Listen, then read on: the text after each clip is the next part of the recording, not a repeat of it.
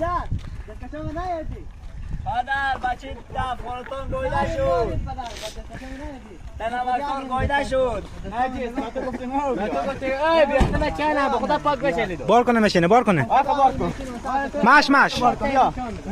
بار کن بگای بار کنه ماشین بار کنه پدر بچه گایده شد پدر بچه تنمکتون گویده شد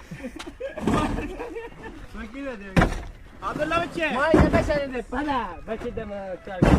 هر کی که به نمکسار میاد منتا خود کو حوصله نمیاره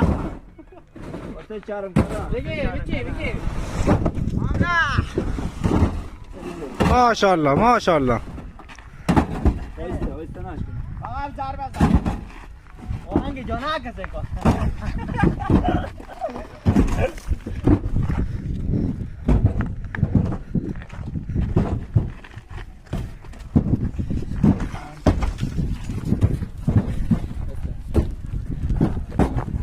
اینا نمکا خوب نمکا تختیه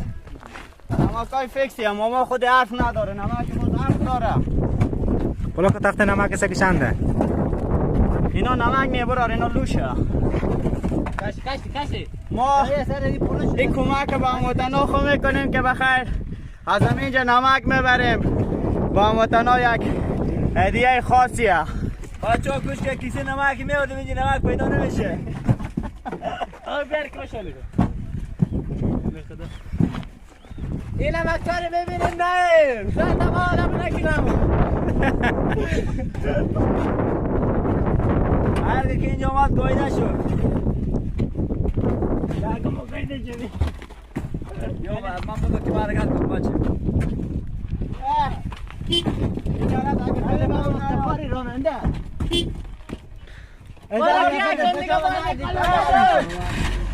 این دفعه دستشو رای دیتون کال دیتون بوره دیگه برم یک بوک بچهش یه تایم باره برو او بچه گیر پنج پمپک گشتی